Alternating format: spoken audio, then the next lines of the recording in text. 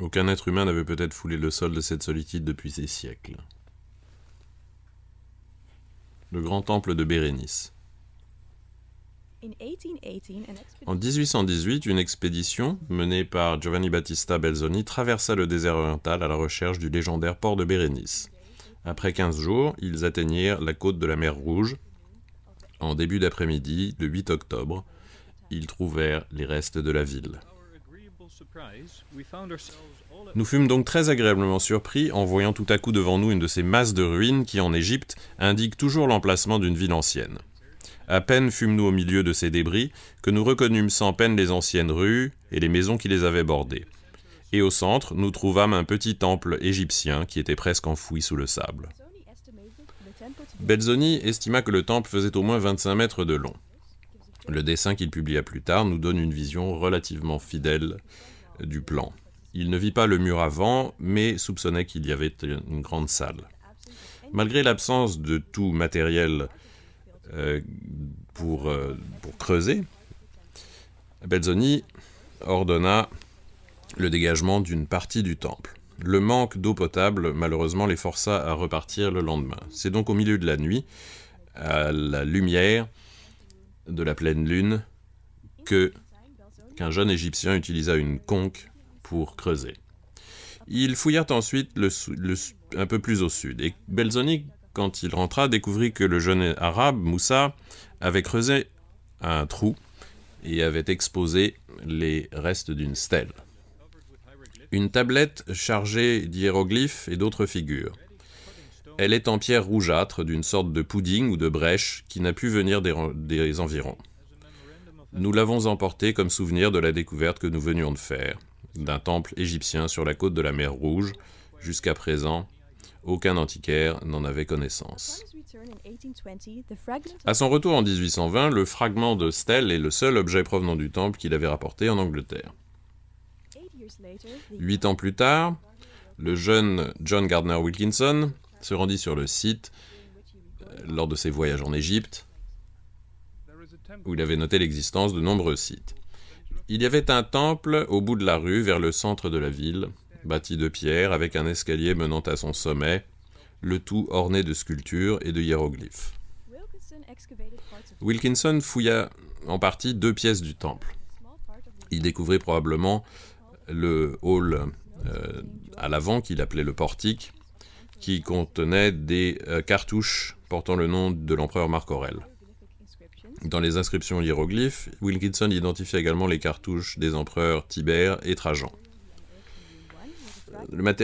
Dans le matériel qu'il découvrit, il trouva une stèle avec un texte en grec, reconstitué par Wilkinson comme étant une dédicace à Sérapis, ainsi qu'un buste à Sérapis avec une autre dédicace. Il trouva également des figurines et un bassin d'offrande qui se trouve au British Museum. Près du mur nord, il trouva un bloc de plafond décoré d'étoiles et des cartouches portant des noms d'empereurs romains. Il a probablement également dégagé une pièce entièrement, mais il ne mentionne pas un sol en pierre, donc il a dû laisser jusqu'à 25 cm de sable sur le sol. Il y avait également un certain nombre de blocs écroulés du plafond portant le nom de l'empereur Tibère. En 1826, le plafond se trouvait encore en partie en place, dans la pièce 5, et il y trouva des étoiles également. James Wellsted creusa une partie du temple en 1836. Le plan qu'il a dressé nous indique qu'il n'y avait que la moitié du temple qui était visible à la surface. Wellsted décida de créer un temple symétrique, avec 2 escaliers de part et d'autre. Il semblerait qu'il n'était pas conscient des plans de Belzoni et de Wilkinson. Wellsted n'avait que peu de temps, mais réussit à dégager une grande partie du sanctuaire, qui avait probablement été dégagé auparavant par Wilkinson. Après avoir enlevé le sable, sur à peu près 1,5 mètre, il découvrit plusieurs figures sur les murs, et en avançant, il comprit que les figures de ces divinités étaient arrangées en groupes le long des murs. Dans la pièce, il trouva 2 fragments d'une stèle avec une inscription grecque, contenant une dédicace à un roi ptolémaïque. Pour accéder à la pièce, Wellsted dut bouger un certain nombre de dalles de plafond sur lesquelles les inscriptions hiéroglyphiques étaient, selon Wellsted, dans un superbe état de conservation. En arrivant à Bérénice en 1846, l'explorateur allemand Heinrich Barths fut déçu en trouvant quelque chose qui ne ressemblait plus guère qu'à un dépotoir. Son observation que le temple, même s'il était recouvert de reliefs et de hiéroglyphes, n'avait rien qui datait d'avant le règne de Tibère. Il se basait probablement sur les rapports de Wilkinson. Bien que déçu, il mesura les restes avant de se rendre dans le site de Schenchef, dans la montagne. En 1864, Georg August Schweinfurt, qui visita brièvement le site, ne trouva une seule pièce dégagée et ne trouva comme bloc décoratif que un bloc de plafond avec les étoiles. Probablement le même bloc que celui observé par Wellsted 7 ans auparavant. Pour moderniser l'armée égyptienne, Ismail Pacha embaucha en 1870 50 vétérans de la guerre de sécession américaine, parmi lesquels Erastus Purday, un major, un commandant de l'armée nordiste qui était aussi un géomètre. Il participa à plusieurs expéditions dans le sud de l'Égypte et au Soudan. En 1870 et 1873, il examina la région de Bérénice. Lors de sa deuxième visite dans la région, il s'y rendit avec un groupe de soldats égyptiens et dégagea une partie du temple. Même si l'on dit que Purdy dégagea le temple entièrement, il n'est pas clair de savoir combien fut vraiment. Après sa mort violente en 1880, au Caire, ses notes ne furent jamais retrouvées. Pourtant, en 1922, un temple dressé par Purdy fut découvert dans les archives de l'Institut d'Égypte. Sur ce plan, les murs nord et sud de la cour convergent. Le plan montre également une grande dalle de plafond écroulée à l'avant. Il pensa que cette dalle de plafond, son existence était douteuse puisque personne ne l'avait auparavant indiqué comme bloquant l'accès à l'escalier. Il semblerait que la publication contenait également un certain nombre d'élévations, dont en particulier une crypte et une salle 8 avec une entrée étroite. Vladimir Golenichev, l'égyptologue russe, s'y rendit en 1889 et découvrit des traces de l'avant-cour. Contrairement au plan de Purdy, les murs ici étaient parallèles. Il releva la décoration de l'entrée de la salle 2, ce qui veut dire que Purdy avait dû la dégager, puisque Wilkinson n'avait pas parlé d'une rangée inférieure de décoration. C'était également le cas dans la salle 1, où Wilkinson n'a jamais documenté le mur nord. Golenichev a également identifié un certain nombre de niches dans la partie reliant la cour à la pièce 4, et l'inspecteur général des télégraphes égyptiens, Ernest Floyer, prit la seule photographie connue du temple en 1891, qui montre des traces du dégagement avec l'avant-cour, la pièce 1 et une partie du couloir. L'archéologue britannique James Theodore Bent arriva lors de son voyage le long de la mer Rouge le 1er janvier 1896. Il utilisa son dawa comme base et procéda à un certain nombre de fouilles mineures. On ne sait pas si elles concernèrent le temple. Il nota que les reliefs du temple s'usaient. Jules Couillat-Barthou, géologue et archéologue français, produisit la deuxième et dernière photographie connue du temple avant le début des fouilles de la fin du XXe siècle. Et jusqu'à la fin du XXe siècle, plus rien ne se produisit à Bérénice. Quand le projet Bérénice commença ses travaux en 1994, le temple était quasiment entièrement ensablé. Et même si le temple avait été dégagé au XIXe siècle, une grande partie d'informations archéologiques s'y trouvait encore. Cette salle fut fouillée pour vérifier la condition de la pierre et la stabilité des murs. Elle avait déjà été dégagée, puisque plusieurs couches de sable étaient indiquées par des lignes de sel sur le mur. Elle ne fut pourtant pas entièrement dégagée au XIXe siècle, puisqu'une trappe fut trouvée qui ne figure sur aucun des plans du XIXe. Une trappe qui permettait d'accéder à une crypte. Il semblerait que le mur de fondation avait été construit sur une structure plus ancienne, puisque une rangée de pierres fut dégagée. Peut-être le temple se trouvait-il sur une plateforme en pierre, auquel cas le niveau original du sol se trouve au niveau ptolémaïque. Le sol de la pièce 3 est constitué de dalles appuyées contre le mur de fondation et les surfaces très grossières suggèrent qu'ils étaient probablement recouverts de pierres de parement. C'est confirmé par un petit rebord à la base du mur. Les murs de la pièce semblent avoir été créés en plusieurs phases. Peut-être le temple a-t-il été terminé ou reconstruit en partie à la fin de la période romaine. Et un portail ouvrant accès sur le sanctuaire contenait une porte en bois, avec une serrure probablement de bronze. Un gros bloc du plafond conserve également des traces. Ce sont probablement des traces de maisons qui ont été construites par-dessus le temple, après son abandon au 5e siècle. Un mur en corail. Donc cela confirme un certain nombre d'hypothèses préalables. Un petit sondage à l'arrière révéla l'existence d'un mur écroulé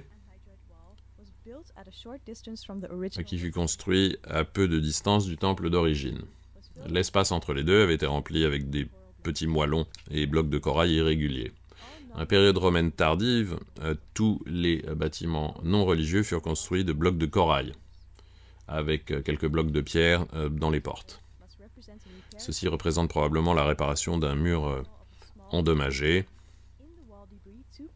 Dans le Wadi Bri, 2 parties d'un petit dieu crocodile faucon furent découverts. Il en existe une vingtaine dans les collections un peu partout dans le monde. Elles datent toutes de la fin de la période ptolémaïque, sauf une datant de la 18e dynastie, mais dans le contexte de ces statues n'est pas clair. Début 2015, 2 grandes tranchées furent creusées dans la zone du temple, au sud de l'avant-cour. Après avoir enlevé le sable, de grands blocs de pierre de plus de 3 mètres de long et pesant probablement à peu près 1500 kg fut dégagé. Fut prouvé que cette grosse dalle de pierre apparaissait sur les plans. 2 autres blocs équivalents de blocs de plafond furent dégagés. On remarque également des traces de sel. Il semblerait que la décoration du temple ne fut jamais terminée, puisque les murs nus ne sont pas décorés à l'intérieur. Si au XIXe siècle, les reliefs et inscriptions avaient été bien identifiés, on ne devrait les trouver qu'à l'extérieur ainsi que dans les pièces 1 et 2. Il est maintenant très clair que l'avant-cour était en fait recouvert de dalles de pierre, et l'écroulement du toit fut probablement dû à la mauvaise qualité de certaines des pierres et aux techniques de construction. Après l'écroulement, le temple dut être réemployé. Un petit mur fut construit par-dessus les débris de l'entrée pour rehausser le niveau du sol. Les tessons le datent de la fin du 4e ou au début du 5e, ce qui veut dire que le plafond s'est écroulé avant le début du 5e siècle. Le plafond ne s'est probablement pas écroulé d'un seul coup, et la destruction complète du plafond a dû se produire au fil d'un certain nombre d'années. Dans la tranchée 112, il semblerait que les débris reposent sur une couche de sable de 20 à 30 cm d'épaisseur, ce qui indique qu'avant l'écroulement du plafond, le temple avait déjà été abandonné depuis un certain temps. Les fouilles de Bérénice ont montré que la ville était très peu peuplée du 3e jusqu'au début, voire au milieu du 4e siècle. Il est fort possible que le complexe du temple était peu entretenu, ce qui mena à l'apparition de cette couche de sable, mais aussi à la destruction du plâtre qui protégeait les murs. Avec la pierre exposée ainsi à l'humidité et au sel, c'est une explication de l'écroulement. Il y avait également un petit groupe de coquillages du 5e siècle que l'on trouve dans un certain nombre de sanctuaires. Donc au 5e siècle, il devait encore s'agir d'un sanctuaire. Les décorations du plafond furent également retrouvées dans les débris de l'entrée. Ici, nous avons un motif d'étoile qui est traditionnel pour les plafonds égyptiens. Wilkinson, Wellsted et Henning avaient vu des fragments comparables. Dans les restes du toit, on trouva la partie inférieure d'une stèle romaine et un fragment d'une statue de bronze. En 2015, une deuxième tranchée fut creusée juste devant le temple. Les couches supérieures contiennent les débris des fouilles de 1873, mais contiennent aussi des artefacts perdus par l'expédition du 19e siècle, probablement celle de Purday.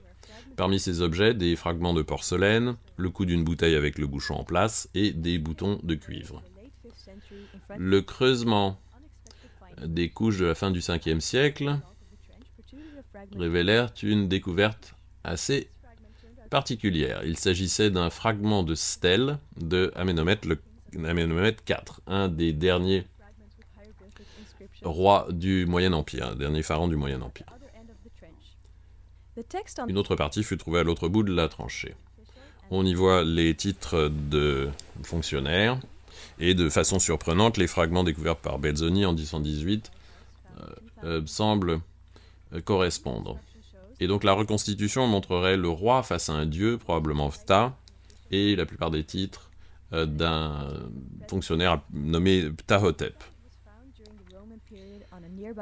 Donc il est possible qu'elle ait été trouvée sur un site romain à proximité et rapportée au temple. Mais dans un rayon de 200 km, il n'y a aucune stèle, aucune autre stèle du Moyen-Empire. Ceci suggère qu'il y a près de 4000 ans, il devait y avoir sur place peut-être une halte, un endroit qui servait de halte sur l'expédition vers le pays de Punt. À Mersagawasis, plus de 300 km au nord.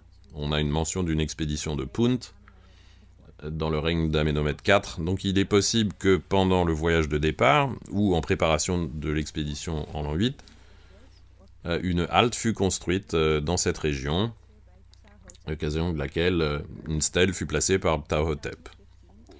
Quand la façade fut dégagée en 2015, des hiéroglyphes devinrent visibles de part et d'autre, la figure d'un roi probablement faisant face à un ou deux dieux, et derrière lui, un grand hiéroglyphe. Sous le relief, des fleurs de lotus et des plants de papyrus décorent la base du mur. Une autre partie, figure de déesse, probablement Isis ou Hathor, est visible. À proximité, un fragment de revêtement de marbre fut trouvé encore fixé au mur. La quantité de ces dalles de pierre de qualité trouvées à proximité de la façade semble indiquer que le temple, au début de la période romaine, était assez richement décoré. L'aspect précis reste incertain. Même si une grande partie de la surface de la façade est abîmée, mais on peut imaginer qu'il y avait des pilastres. Un demi-chapiteau trouvé à proximité était peut-être le sommet d'un de ces pilastres. Mais l'écroulement de la salle est plus compréhensible si la façade était à demi ouverte, auquel cas le chapiteau aurait fait partie de l'entrée. Un petit graffito indique qu'il ne devait pas être très haut, au-dessus du niveau du sol, alors qu'ici on aurait été à 3 ou 4 mètres. Au sud de l'entrée, à proximité du mur, les fouilles de 2015 ont révélé un très grand bloc, plus d'un mètre de haut, avec une inscription, qui se trouvait dans son lieu d'origine. Ce monument était dédié en l'an 9 de l'empereur Claude à la déesse Isis. Sa production avait été ordonnée par Ironéos, du secrétariat du receveur. Isis est décrite comme étant la plus grande déesse nourricière. C'est une référence à cette déesse. C'était probablement la base d'une statue. Un bloc de plus de 70 cm de haut, daté de l'an 15 de Trajan, fut trouvé au nord du temple, devant le temple. Mis en place par Gaius Julius Erioste, qui était responsable de l'entrepôt des aromates et receveur de Bérénice. L'inscription semble également indiquer que ce bloc se trouvait à la base d'une statue. Les fouilles dans une grande maison, à environ 15 mètres du temple, livrèrent une autre inscription sur le secrétaire. Interprète et secrétaire dont le nom est perdu dans le règne de Trajan. La même cour produit 2 inscriptions à Zeus datant de Néron. D'autres pierres, probablement toutes en provenance du temple, furent trouvées dans cette cour. Il semblerait que la cour du temple, et peut-être le plafond écroulé, avait servi de carrière de pierre à la fin du 5e ou au début du 6e siècle, même si les débris devant le temple produisirent des fragments d'inscriptions assez nombreux, dont un qui appartenait à un monument comparable aux 2 grands blocs d'inscriptions. Également dans les débris, on découvrit un certain nombre de pièces de bois. Généralement, le bois était très bien préservé dans ces tranchées. Des parties de bois furent trouvées dans les éboulis de la cour, peut-être les restes d'encadrement de niches, où se seraient trouvées de petites stèles, probablement. Les débris dans la cour du temple produisirent également des fragments d'autres types d'objets. Un bassin d'offrande, brisé en 3 fragments, fut trouvé, un relief avec un cobra, partiellement détruit par les pierres écroulées, devait faire partie d'un relief plus haut. Et les fouilles également donnèrent une stèle de la période romaine qui avait dû être placée dans la cour avant l'écroulement. Il devait s'agir donc d'un sanctuaire d'importance au 1er et 2e siècle et aussi au début du 3e siècle avec des inscriptions de Septime Sévère et de Caracalla, des statues, des sanctuaires et d'autres pièces qui ornaient les murs. Appelé temple de Sérapis depuis le début du Xe siècle, c'était probablement également un temple dédié à Isis. Le grand temple de Bérénice a des parallèles intéressants avec le temple ptolémaïque de Dabod. Le plan est à peu près similaire. Le sol doit être situé à moins de 4 mètres au-delà du niveau de la mer. Dans la tranchée 10, fouillée en 96, de 96 à 2000, des couches ptolémaïques tardives furent trouvées à une profondeur équivalente. La stèle trouvée par Wellsted en 1838 est une dédicace à Ptolémée VIII. Aucune trace de sanctuaire ptolémaïque n'a été trouvée à Bérénice, ce qui fait du grand temple probablement le lieu d'origine de cette stèle. La première phase de construction, qui définit au moins le plan général, date probablement du IIIe siècle avant Jésus-Christ.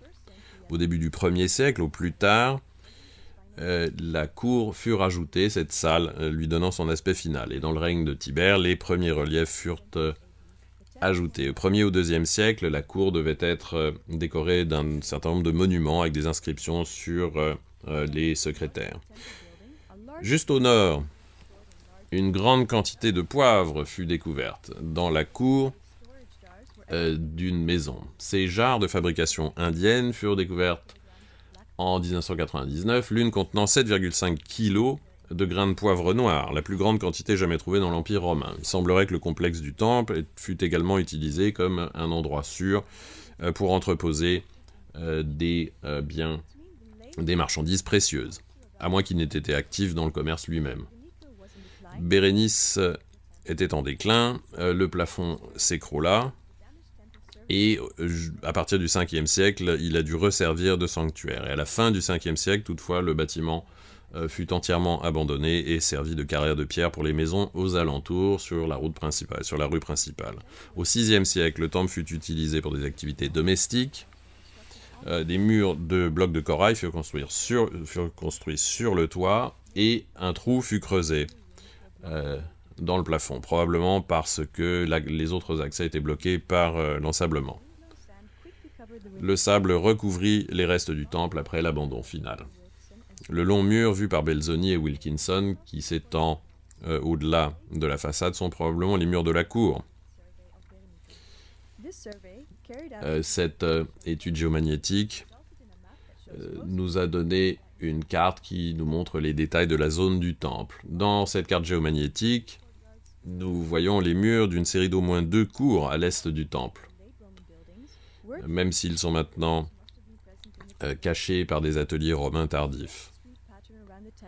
L'étrange arrangement des rues autour suggère la position centrale du temple. Même s'il y eut plusieurs excavations au XIXe siècle, les recherches plus récentes montrent que les environs du temple et le temple lui-même contiennent beaucoup de matériel très intéressant. Et les explorations continueront.